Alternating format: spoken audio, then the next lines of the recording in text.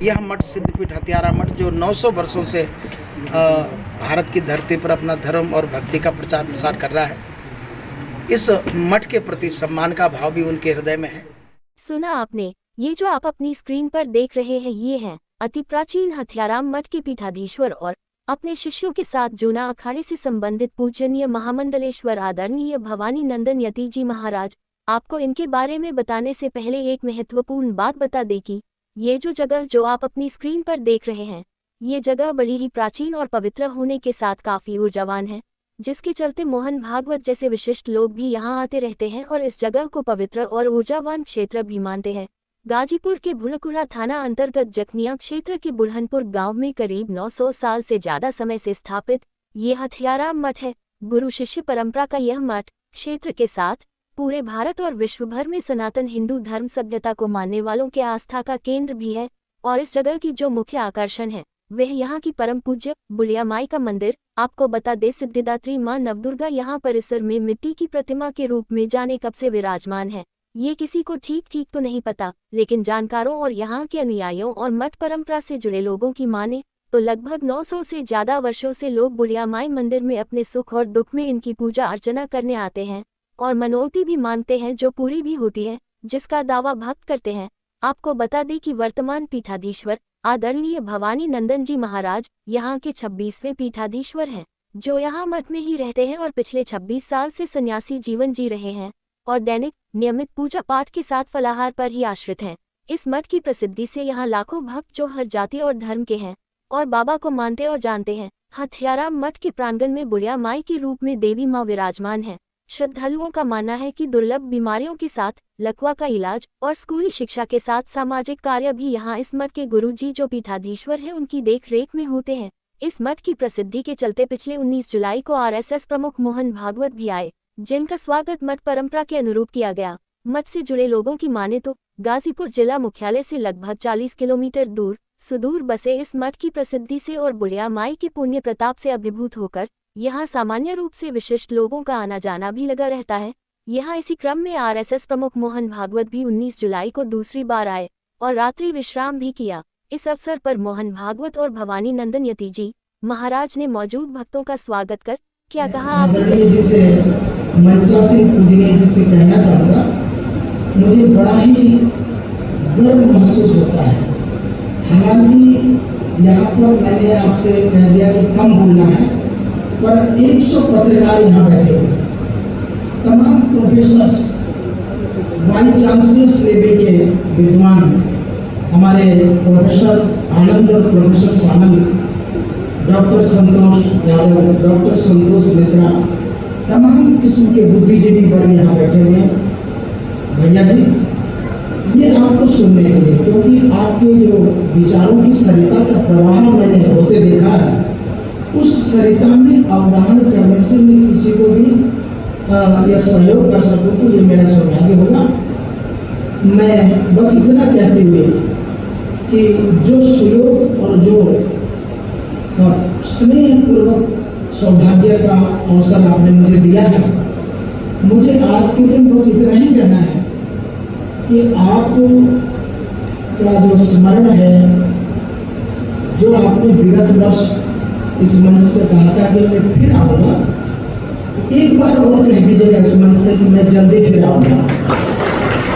इतनी बहुत सारी बातें न करते हुए मैं आपके विशाल और विराट व्यक्तित्व को, जिस मोहन और आगे भागवत लगा हुआ है, जिसे संपूर्ण विश्व जानता है। भैया जी, मैं संत हूँ, महामंडलेश्वर हूँ, जूना अखाड़े का वरिष्ठ महामंडलेश्वर हूँ, सिद्धपीठ का पीठाधीश्वर हूँ, पर ऐसा महसूस करता हूँ मैं आपके बगल में खड़ा होकर जैसे कि संत सन्यासी किसी बरगद वृक्ष के नीचे बैठकर तप करने की इच्छा रखता है। ऐसा विराट व्यक्तित्व वाक्य है। आपको सुनने के लिए मैं भी उत्कंठित हूँ, मैं भी एक्साइटेड हूँ।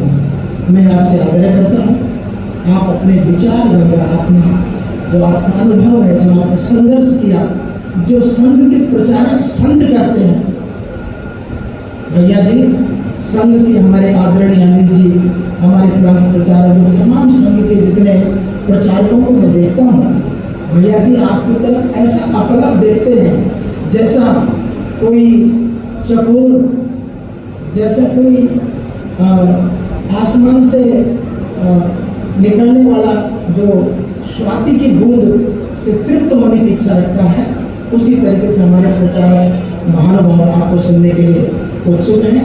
मैं भी उस उत्सुकता में शामिल होते हुए आपसे आग्रह करता हूँ, आपके विचारों को मैं सुनूं और फिर आपके वो जो विचार हैं उन्हें मैं व्यवहार में ले आकर के समाज को प्रसाद के रूप में बांट सकूं, उसे आप प्रदान करें।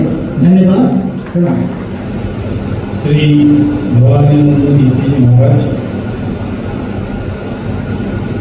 उपस्थित सभी पूज्य संत चरण, नागरिक सज्जन, स्वयं सेवकगण,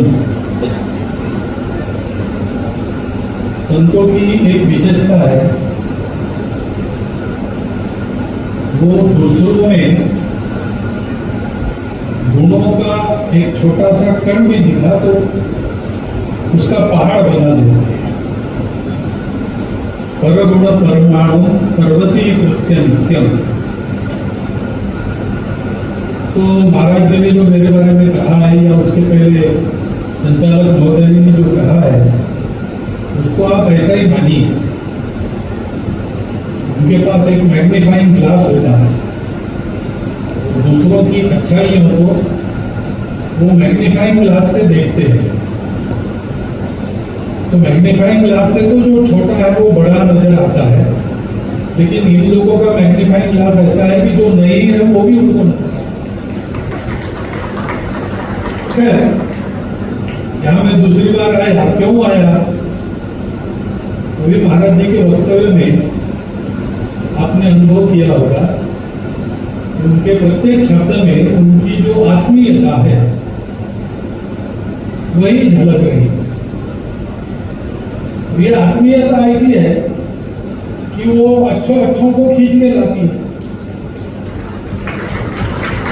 शेष महेश गुणेश दिनेश सुरेश जाऊ निरंतर ध्यावई जाहि अनामि अनंत अखंड अछेद अभेद सुवेद बतावई नारद से शुभ व्यास रटे कछी हारी थके पूरी पार न पावे। ऐसे भगवान है ताही अहीर की छोभरिया छछिया भरी छाछक नाच नचा। ये उस आत्मीयता का प्रताप है। तो जहां ये है वहां सारी दुनिया आ रही है, 900 साल से आ रही है, 1000 साल से आ रही है, आती रहेगी। उसमें मैं भी एक हूं, क्योंकि संपूर्ण विश्व इस आत्मीयता का भूखा है। आज की जो समस्याएं है ना, वो हमारी संचल की समस्याएं हो, अपने देश की हो, दुनिया की, उनका मूल कहां पर है? तो हम लोगों को परस्पर जोड़ने वाला एक संबंध है। उसको अलग अलग विचार करने वाले लोग अलग अलग शब्द देते हैं, लेकिन वस्तु एक ही है। हमारी सनातन परंपरा में उसको आत्मा कहा गया। सब में वही आत्मा है जो परमात्मा है। और इसलिए हमारे शरीर अलग है, हमारी मन बुद्धि सब अलग है। दुनिया में भी सब जो दिखता है अलग अलग दिखता है, अलग अलग होता है। दुनिया के स्तर पर तो यही अनुभव होता है, परंतु ये आगे चल के कुछ देर चलता है, बाद में अनुभव आता है कि सब एक ही है। यानी लड़का और माता अलग अलग है, लेकिन लड़के का भोजन हो गया, पुत्र का भोजन हो गया, तो माता का पेट अपने आप भर जाता। अन्न खत्म हो गया तो भी वो कहती है मेरा तो हो गया, तुमने खा लिया मेरा पेट भर गया। तो वैसे रोज दोनों अपना अपना भोजन करते हैं, लेकिन एक आध बार ये अपना अपना भोजन जब बार झूठ हो जाती है, एक का भोजन सबका भोजन है। ये जो हमको जोड़ने वाली बात है वो दुनिया को मालूम नहीं है, क्योंकि उनकी दृष्टि भौतिक है, जड़ है, उसके परे वो गए नहीं, रुक गए।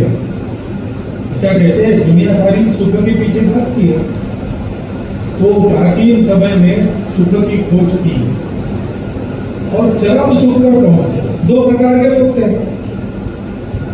एक अपने भारत वर्ष के जैसे लोग हैं, सज्जन है, करुणा मालूम है उनको, अपने हित में दूसरों का भी देखने का प्रयास करते हैं, सबके लिए जीते हैं, ऐसे एक प्रकार होता है। उनको देव के देव प्रवृत्ति है, दैवी गुण संपदा है। अभयम सत्व संशुद्धि ज्ञान योग व्यवस्थिति दानम दमश्च धर्म दानम दमश्च यज्ञश्च स्वाध्याय तत्व आर्जव अहिंसा सत्य अस्तेय त्याग शांति अनंतरम दया भूतेषु अनुरूपम मार्दवम भी रचापलम तेज क्षमा धृति क्षौर्य अद्रोह नाति मानता। ये गुण दैवी गुण ऐसे देवते।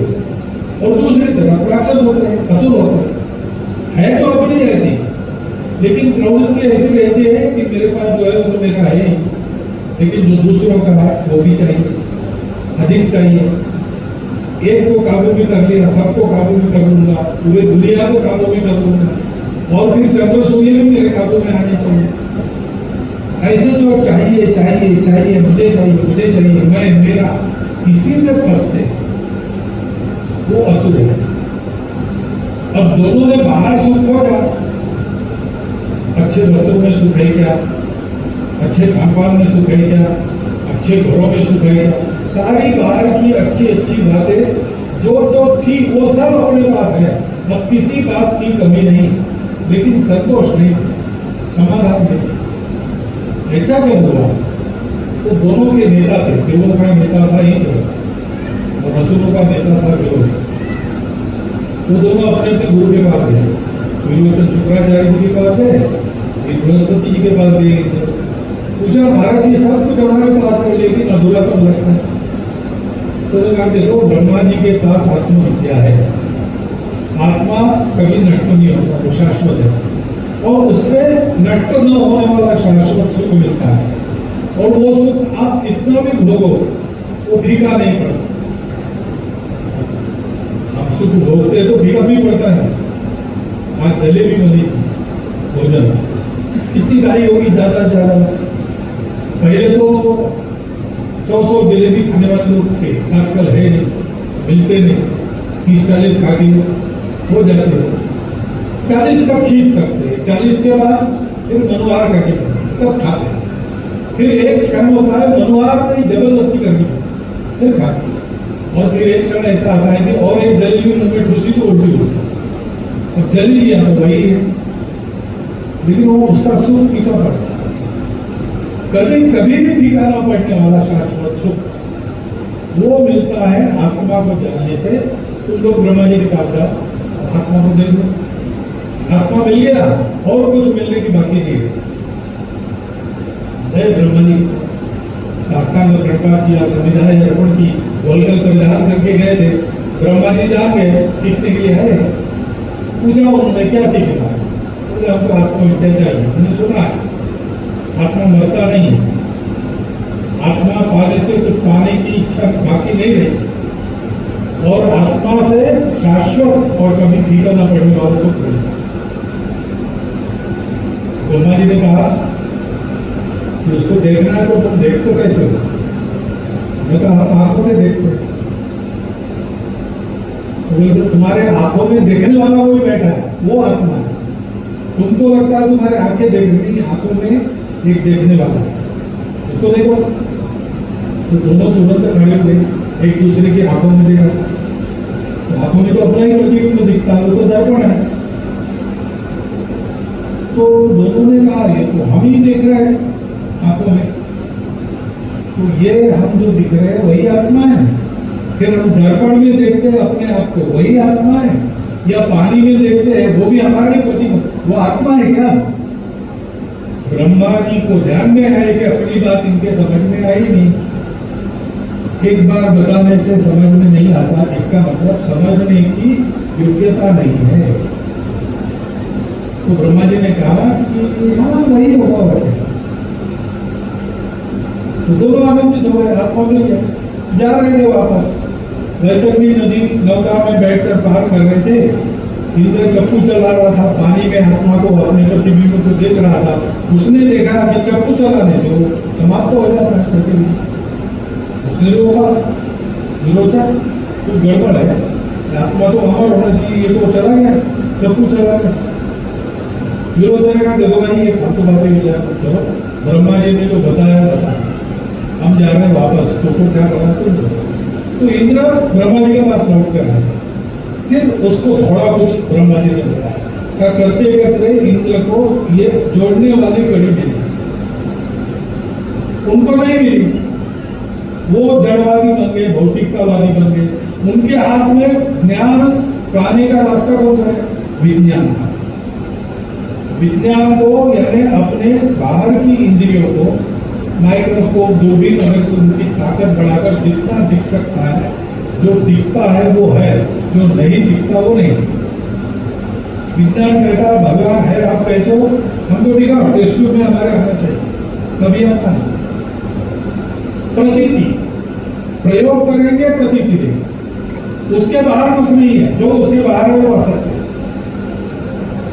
लेकिन इधर जिनको आत्मा मिल गया वो हमारे पूर्वज थे, उनको ये जोड़ने वाली कड़ी मिल गई, तो उन्होंने ज्ञान प्राप्ति का दूसरा रास्ता लिया, प्रयोगशाला में नहीं, अपने अंदर झांक के, क्योंकि जो पिंड में है वही ब्रह्मांड में। अपने सेल में एक एक व्यक्ति के, एक एक प्राणी के कोशिका में एक केंद्र रहता है, उसके चारों ओर बाकी संसार रचा रहता है। वो एक कोशिका, उससे पूरा प्राणी फिर से बनाया जा सकता है। ऐसे ही ब्रह्मांड में एक न्यूक्लियस होता है, उसमें प्रोटॉन होते, न्यूट्रॉन होते, इलेक्ट्रॉन चारों ओर घूमते रहते। ऐसी ही अपनी सूर्यमाला, केंद्र में सूर्य है, सारे ग्रह इधर। तो उनको ये पता था कि एक को जान लिया तो सबको जान सकते। तो उन्होंने इंट्यूशन के द्वारा, अंतस्फूर्ति के द्वारा सत्य का अनुसंधान।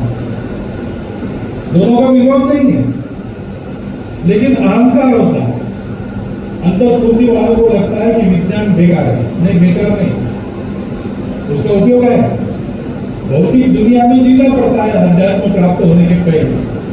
उस दुनिया को पार करना विज्ञान के सहारे, लेकिन वहां रुकना नहीं। जैसे विरोचन वापस गया, सत्य को पाना है तो आगे बढ़ो, इस भौतिक दुनिया के परे चलो, आध्यात्मिक दुनिया में चलो। दोनों का उपयोग। विज्ञान वाले कहते हैं अध्यात्म बेकार है, गलत बात। बिना विज्ञान के अध्यात्म नहीं, बिना अध्यात्म के विज्ञान नहीं। ऐसा उसका संबंध उपनिषदों ने बताया है। अविद्याम मृत्यु तीर्थवा विद्यायाम उत्तम अस्ति। वो ज्ञान हमारे पूर्वजों को मिला, वो दुनिया के पास नहीं है। इसलिए 2000 वर्षों तक विज्ञान के आधार पर उन्नति को बहुत, भौतिक सुख के बहुत साधन बने। हमारे पूर्वजों को जितना कष्ट करना पड़ता था उतना हमको करना नहीं पड़ता। उसके कारण डायबिटीज वगैरह भी बढ़ा है, दूसरी तरफ की हानि है। परंतु आराम तो हो गया, सुविधा तो हो गई। लेकिन इस सुविधा में दुविधा है। जितनी सुविधा बढ़ रही उतना असंतोष बढ़ता, जितना वैभव बढ़ता है उतनी नीति समाप्त हो जाती, संस्कार समाप्त हो जाते। दोनों एक साथ कैसे करना है? तो दोनों एक साथ करना है तो पहली बात इस संबंध को समझना होगा। मेरी उन्नति और पर्यावरण की उन्नति अलग नहीं है। पर्यावरण की उन्नति होगी तो मेरी उन्नति टिकेगी, नहीं तो मेरी उन्नति मुझे विनाश की ओर ले जाएगी। वैभव मेरा तब तक रहेगा जब तक मेरे पास संस्कृति है, संस्कार है, नीति है। देवों को पहले वैभव प्राप्त नहीं था, असुरों को ज्यादा था। लेकिन अमृत मंथन, समुद्र मंथन होने के पश्चात जो सुरा यानी शराब नाम का रत्न निकला, उसको असुरों ने ग्रहण किया। और कहीं ऐसा वर्णन है, वो उस व्यसन के कारण असुर नीति पथ से गिर गए, लक्ष्मी उनको छोड़ सकते। तो शक्ति तो चाहिए, लेकिन उसके साथ शील चाहिए। तो शक्ति उपकार करे। दुनिया इसको नहीं जानती क्योंकि वो नीति जहां से आती है। अगर आत्मा नहीं है, परमात्मा नहीं है, तो नीति नीति क्या बात है? मैं तो फिर अलग ही हूँ और मुझे ही जीना है, और कोई जिए नहीं जिए मुझे क्या करना? मैं गरीबों की चिंता करूं, इसका कारण क्या है? विज्ञान नहीं बताया। विज्ञान कहता है तुम जन्मे हो, तुम मरोगे, तुम्हारे साथ समाप्त। लेकिन अध्यात्म बताता है कि तुम जियोगे, अच्छा करोगे तो अगली बार और अच्छा जियोगे। बार बार आना है और एक बार इससे मुक्त हो जाता है। उसके लिए अच्छा रहना आवश्यक है, उसके लिए सबकी चिंता करना आवश्यक है। ये उनको पता नहीं, ये हमको पता हो गया। क्यों पता हो गया? क्योंकि एक तो हमको फुर्सत मिली, दूसरा हमको सुरक्षा। फुर्सत चाहिए, जिसको 2 जून की रोटी कमाने में समय कम पड़ता है, वो क्या भगवान का नाम लेगा? वो क्या आत्मा को भूलेगा? इन सबको लेकर जो भरपूर हो गया है, अब नहीं, अब ये बहुत हो गया, नहीं कुछ इसके आगे जाना चाहिए, ऐसा लगता है तब तो वैराग्य आता है। वैराग्य आता है तो भगवान। और इसलिए हमको सुरक्षा मिली, हमको फुर्सत मिली, हमारे पास इतनी समृद्धि, हमारी ये मातृभूमि है हमको सुख से पालने वाली, भरपूर था। हम सब लोग उस समय जनसंख्या की कम थी, तो जितना परिश्रम करो उतना कमाओ था। कोई स्पर्धा करने की जरूरत नहीं, इतना भरपूर पड़ा है कि सब खा सकते हैं।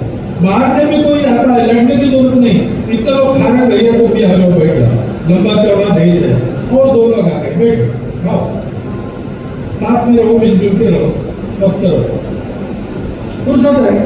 तो हमने अनुसंधान किया, हमको सत्य मिल गया, हमको संस्कार मिल गया,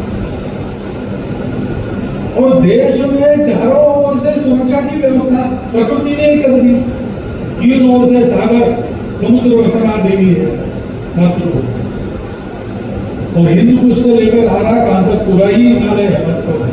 आज अलग अलग नामों से जाने जाते हैं, लेकिन ये पूरी जो दीवार है पहाड़ों, उस जमाने में कौन है? हमको गुणों के, शकों के आने के पहले तक, सिकंदर के आने के पहले तक बाहर से कोई हमलावर आता है, ये बात मालूम नहीं। तो हम निश्चित करते, हमको कभी लड़ने की, द्वेष करने की, क्रोध करने की, हिंसा करने की जरूरत ही नहीं पड़ी। ये किसकी देन है? ये हमारे भारतवर्ष की। वो भारत माता, वो प्रत्यक्ष चिन्मयी जगदम्बा है।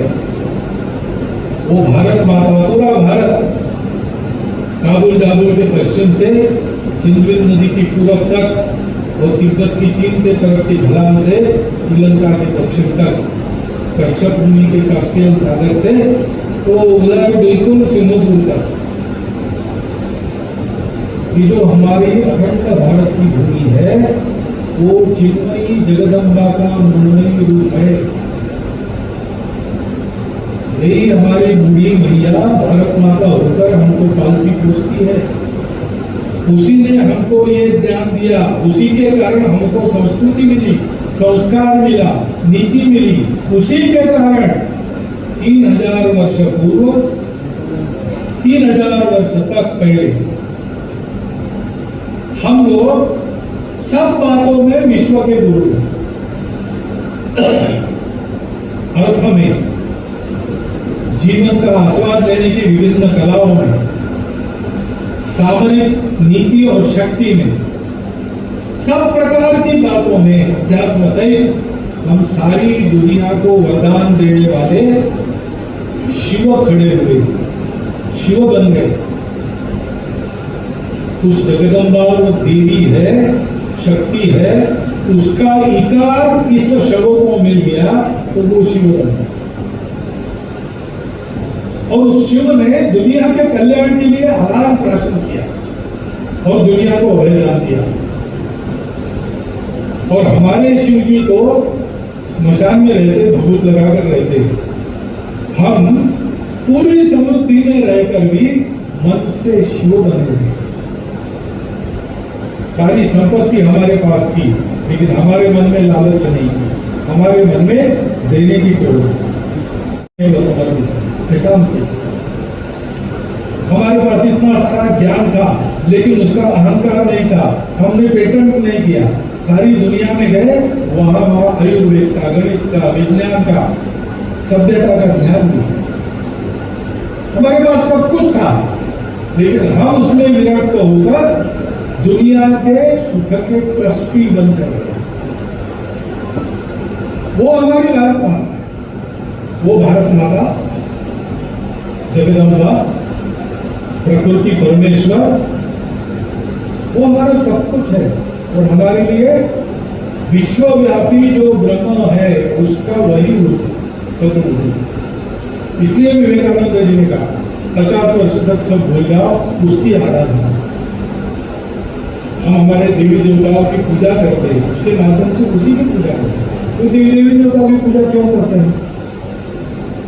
मन को शांति मिलती है, लेकिन आप देखो, आप मंदिर में जाते हो, आप पूजा प्रार्थना करते हो, आपके साथ आपका घर परिवार रहता है, उसको एक आदत लगती है। आपके बच्चों को पता चलता है कि कोई देखने वाला है। कदम अगर टेढ़ा हो गया, राह अगर हमने बदल दी, तो कहीं पर जवाब देना है। हमारे यहाँ सिनेमा के गानों में भी आता है, सजन रे झूठ मत बोलो, खुदा के पास जा। कहां से आए? भारत के बाहर कहीं नहीं है, हमारे यहाँ। हम जो करते हैं भरना पड़ता है, इसलिए अच्छा करो, अच्छा भरोगे, तुम अच्छे हो जाओगे, दुनिया को अच्छा करोगे। जीवन यही है, तुम आगे बढ़ो, मोक्ष प्राप्त करो, उसके लिए साधना करो, और आगे बढ़ते बढ़ते दुनिया को भी आगे बढ़ाओ, इसलिए उपकार, सेवा, परोपकार। एकांत में साधना और लोकांत में परोपकार, ये हमारा जीवन है। ये संदेश हम मंदिर में जाते हैं तो जाता है। मंदिरों में नित्य जाना, मंदिरों की चिंता करना, मठ मंदिर ठीक से चलते रहे, उनका वैभव बना रहे। कब हमारा वैभव बना रहेगा? हमारा संस्कार बना रहेगा। हम हिंदू रहेंगे, नहीं है ऐसे मंदिर तो क्या होगा? आजकल कई जगह हम लोग मंदिर नहीं संभालते, ठीक से नहीं संभालते, गड़बड़ करते हैं, सरकार आके मंदिर ले लेती। सरकार को अपने संविधान से बनी है, वो कोई भक्त है इसलिए मंदिर नहीं किया उसने, उसको एक कर्तव्य स्थान है, काम से काम। भगवान की भक्ति ऐसे नहीं चलती, वो तो मन से होनी पड़ती है। अगर कमल पुष्कर कम पड़ गए तो अपना सिर काटने के लिए भक्त उतारू हो जाता है, तब भगवान प्रसन्न है। ऐसे भक्तों ने चिंता करनी चाहिए, अपने मंदिर ठीक रहे, ठीक चले, चलते रहे। ऐसा हम करेंगे, और ऐसी चिंता अपने भारत माता की करेंगे। पूरा अपना भारत देश भारत माता का मंदिर है। इस मंदिर में रहने वाले हम सब लोग भारत माता के पुत्र, हम इसके भक्त हैं। हमारी एक भक्तों की मंडली है। हम भक्त के नाते परस्पर प्रेम करें, भक्त के नाते एक दूसरे के हित को देखें, और अगर प्रसंग आता है तो अपना हित बलिदान करके भी देश का हित सोचे, समाज का हित सोचे। ऐसा रहना पड़ता है, लेकिन ऐसा रहना है तो मन साफ चाहिए, मन साफ चाहिए। जिस मन में काम, क्रोध, लोभ, मोह, मत्सर है, जिसमें दूसरों के प्रति ईर्ष्या, द्वेष, मत्सर है, वो अच्छा काम कैसे करेगा? वो दूसरों की हित की चिंता कैसे करेगा? अपने मन को हम ऐसा बनाते तो बाकी सब ऐसा बन जाए, हम भी वैसे बन जाते। जंगल में राह भटका एक आदमी बहुत धूमधाम से थक गया, तो थक के एक पेड़ के नीचे बैठ गया। गर्मी के दिन थे, घनी ठंडी छांव मिली, बस तने को पीठ लगाकर बैठ गया। सोने के पहले विचार शुरू हुआ उसका, इतना धुंधा रास्ता नहीं मिल रहा, धूप तो ऐसी कड़क गई, चल जाऊंगा बाहर जाऊंगा तो छाया की, बहुत प्यास लगी है कि पानी मिलेगा तो कितना अच्छा। अब उसको पता नहीं था जिस पेड़ के नीचे बैठा था वो कल्प वृक्ष था, जो मन में आया तुरंत पूरा कर। तो उसने जब सोचा मन में कि पीने को पानी मिले तो कितना, तो कहीं से चांदी का इतना बड़ा ग्लास आ गया, ठंडा पानी बिल्कुल शीतल, सुगंधित जल, मीठा। अब प्यासा था, उसने कुछ सोचा नहीं कहाँ से आया, किसने लाया, उठाया कर एकदम तृप्ति हुई, उसमें मस्त हो गया। तो सोचा कि वाह, थक भी गया हूँ, पानी मिल गया, भूख भी लगी है बहुत, ऐसे ही कैसे भोजन है, तुरंत सामने थाली लगे, सब प्रकार के पकवान में दाल भात वगैरह सारी खाते, तो भूखा तो था ही, बैठ गया, मकसूद हो गया। 2-3 लोगों का अकेले घर आ गया, इतना जब खा जाते परिश्रम करने के बाद तुरंत नींद आती है, उसमें आराम करना है, उबड़ खाबड़ जमीन कैसे करें, बिस्तर होता तो अच्छा होता, बिस्तर है, सो गया। 2-4 घंटा गहरी नींद सोने के बाद सूरज ढल रहा था, उठा तो उसको ये जंगल है, तो कोई गाँव नहीं, आदमी नहीं, कुछ नहीं, पानी मांगा, पानी आ जाए, भूख लगी भोजन आ जाए, नींद को अगर छुड़ा कैसे करना, ठीक है। आप भूख वगैरह तो नहीं, बस कल वृक्ष के नीचे बैठा था, मन में भूख, तो सामने भूख खड़ा हो, देखिए मेरा नाम, यहाँ तो सचमुच भूत है, भाई मुझे खा तो नहीं जाए, बस मन में आ गया तो भूत।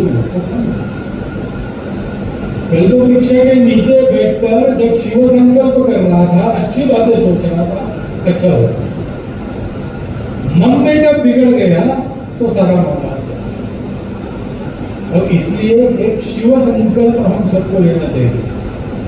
जैसा मैंने कहा, दुनिया को रास्ता चाहिए, रास्ता यानी उसका बिल्कुल नहीं बताया जाएगा, मैं भाषण कर रहा हूं उससे रास्ता नहीं मिलता, उपदेश से नहीं होता, दुनिया को उदाहरण चाहिए, मॉडल चाहिए। भारत को मॉडल बनाना है तो हमको मॉडल बनना पड़ेगा, हमको आदर्श मनुष्य बनना पड़ेगा।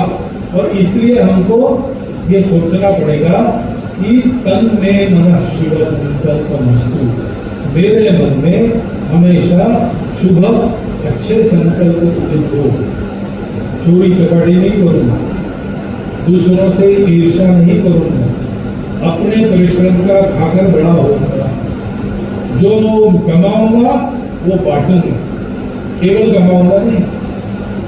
अच्छी बातें सोचकर अपने मन को साफ करना, शिव की आराधना करना। शिव की आराधना करते हैं तो उनके साथ शक्ति का इकार तो जुड़ा ही है,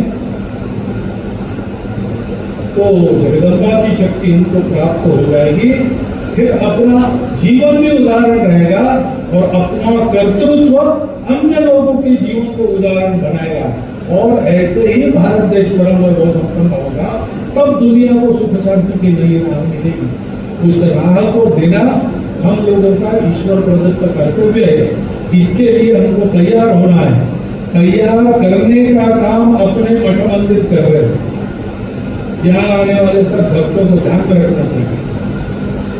बाकी 4 बातें जो अपने जीवन की है उसके लिए तो ठीक ही है, माता है, माता को सब कुछ मांगना चाहिए, माता के सामने संकोच नहीं करना, पिता के सामने संकोच नहीं करना, शिव शक्ति को पूरा मन छोड़ के बता दो जो भी आप, लेकिन जो बाकी मांगो उसके साथ ये भी मांगो कि हमारा मन शिव संकल्प हो। मैं यहाँ क्यों आता हूँ, एक तो ये बात है महाराज जी की आपकी, उन्होंने कहा आओ, आओ केवल कहा आप भी कह सकते हैं, लेकिन उस आओ में जो 2 अक्षरों में भरा था उसके कारण मुंह से निकल गया आओ। अब फिर से उन्होंने कहा तो फिर से मैं कहता हूं, जल्दी नहीं लेकिन आऊंगा 2 दिन के लिए। दूसरी बात तो पवित्र परिसर है, यहाँ आने के बाद आपको भी अनुभव होता है, मुझे भी अनुभव होता है, एक शांति सी मन पर आता है। अच्छी चीजें करने में यहाँ मन एकाग्र जल्दी होता है। और तीसरी बात, आज के देश की स्थिति में चारों ओर से संकट है, ऐसा वैसा है, फिर भी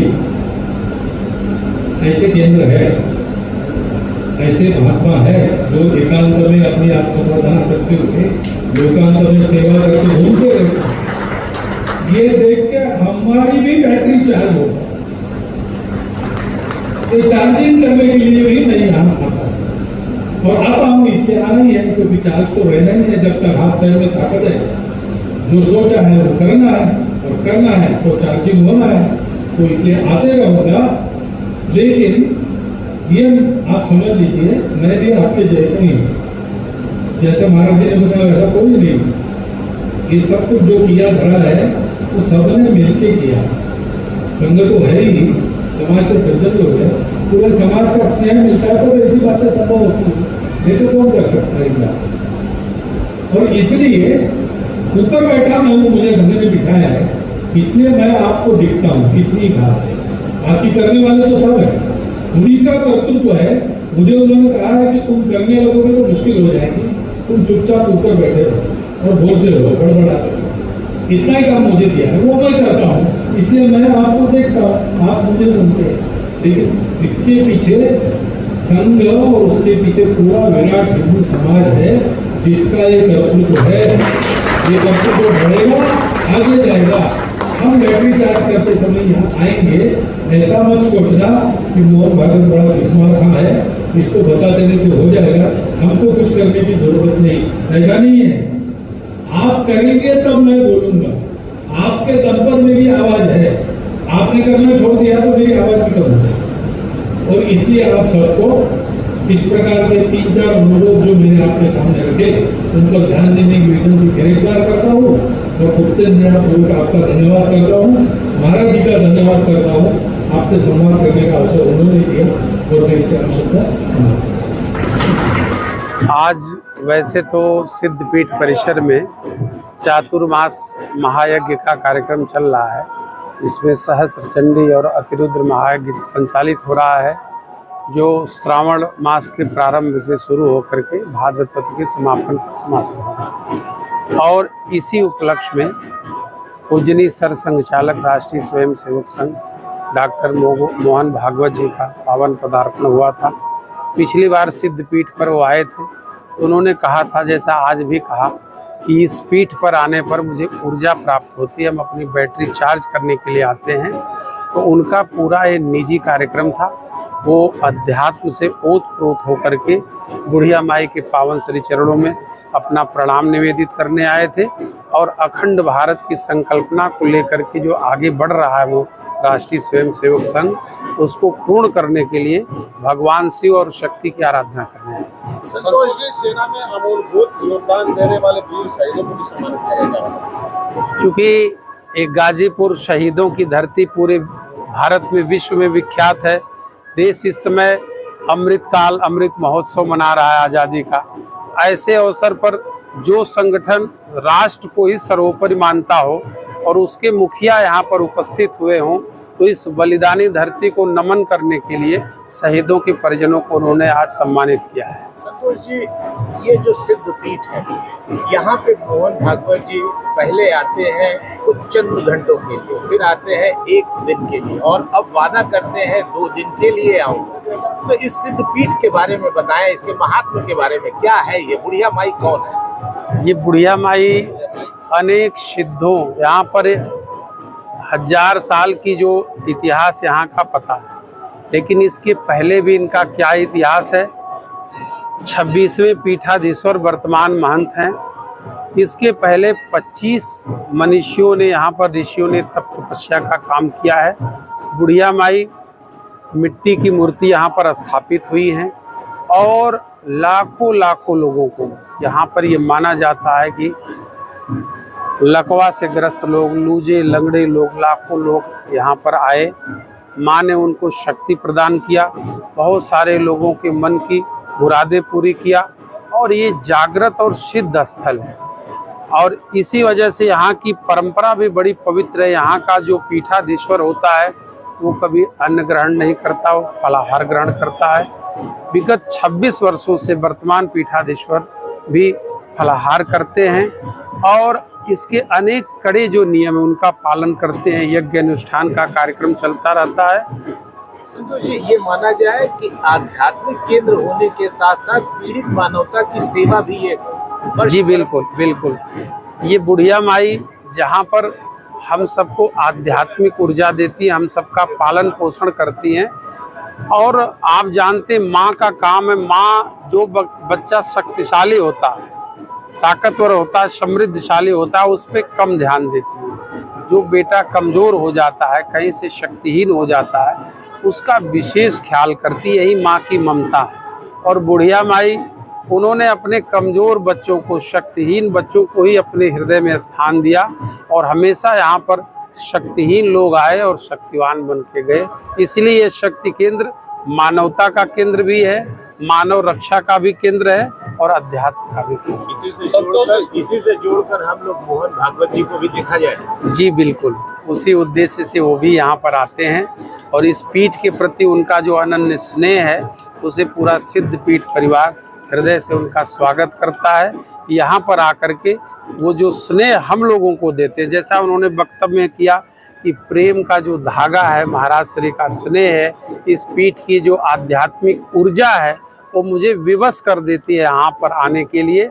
और इसीलिए प्रेम से बड़ा कुछ भी नहीं इस धरती पर है। मोहन भागवत जैसा व्यक्ति भी अपनी बैटरी चार्ज कर रहा है यहाँ से। ये वैसे तो एक विराट व्यक्तित्व के धनी हैं और एक महान व्यक्ति हमेशा जो है अपने को मानता है। वैसे भी आध्यात्मिक शक्ति केंद्रों पर किसी भी व्यक्ति का, मर्यादा पुरुषोत्तम भगवान श्री राम कृष्ण, सारे महापुरुष शक्ति केंद्रों पर गए और उन्होंने आराधना का काम किया। संतोष जी, हमने सुना है कि बुढ़िया माई को जो है यहाँ पे नौ दुर्गा का एक समाहित रूप माना जाता है, क्या है? जी बिल्कुल, ये बुढ़िया माई दुर्गा सप्तशती में भी आप सुने होंगे, जो राजा है और समाधि वैश्य हैं, उन्होंने भी मिट्टी की प्रतिमा ही स्थापित करके उन्होंने वंदना किया था। पूरा दुर्गा सप्तशती वो ग्रंथ जो है आज शक्ति के आराधना का सबसे प्रमुख ग्रंथ माना जाता है।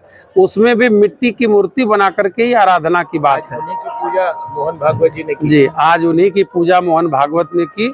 और मिट्टी जो है सारे संसार को धारण करती है, सबको अन्न देती है, इस रूप में भी वो माँ है। और मिट्टी से बनी प्रतिमा अपने आप में माँ तो है ही। जी, मैं परमवीर चक्र विजेता शहीद वीर अब्दुल हमीद का सबसे बड़ा बेटा जैनुल हसन हूँ। जैनुल साहब, आज आप इस कार्यक्रम में बुलाए गए थे, क्या कार्यक्रम था? मोहन भागवत से आपकी जो वार्ता हुई, आपको उन्होंने स्मृति चिन्ह प्रदान किया, पूरा तफसील से बताएं। श्री मोहन भागवत जी पिछले साल भी आए थे और मुझे बुला के सम्मानित उनके हाथों से किया गया था। और उनका व्यवहार, उनकी बात मुझे इतनी अच्छी लगी कि मैं हमेशा सोचता था कि अगर दोबारा फिर मुझे बुलाया जाएगा तो मैं उनके पास जाऊंगा और उनका आशीर्वाद लूँगा। मैं आपको उनके विचार कैसे लगे? उनका विचार बहुत बढ़िया लगा। मैं आज से नहीं, बहुत पहले से उनका विचार सुनता आया हूँ और हमेशा उनका विचार अच्छा रहा है। उन्होंने देश की, मुल्क के सभी वर्ग का हिफाजत और तरक्की के लिए हमेशा बात करते हैं। प्रेम की बात उन्होंने कहा है। यहाँ पर सब लोग एक हैं, कोई धर्म नहीं, कोई जाति नहीं। इस तरह का उनका विचार हमेशा आता रहता है और हमेशा बोलते हैं। यहाँ भी उन्होंने यही संदेश दिया है कि ईश्वर एक है, हम लोग ईश्वर की एक संतान हैं, हम लोग कोई बटे नहीं। जिस भारत की बात कर रहे थे, उस भारत के लिए आपके पिता शहीद हो गए, क्या संदेश देना चाहेंगे? बिल्कुल, मैं अपने सभी भारतीय जो भी देश के सच्चे सपूत हैं, उनको मैं यही संदेश देता हूं कि देश के, मुल्क की हिफाजत के लिए जो भी कुर्बानी देना है उससे पीछे न हटें और मुल्क की कुर्बानी के लिए हमेशा आगे बढ़ें। अगर आपने खबरनवीस को सब्सक्राइब नहीं किया है तो इसे जरूर सब्सक्राइब करें और लेटेस्ट खबरों और अपडेट्स के लिए बेल आइकॉन को भी जरूर दबाएं। दर्शकों, कोरोना फिर पांव पसार रहा है, इसलिए आप कोरोना टीका लगवाना सुनिश्चित करें और कोविड प्रोटोकॉल का पालन भी जरूर करें, क्योंकि कोरोना से बचाव ही एकमात्र कारगर उपाय है।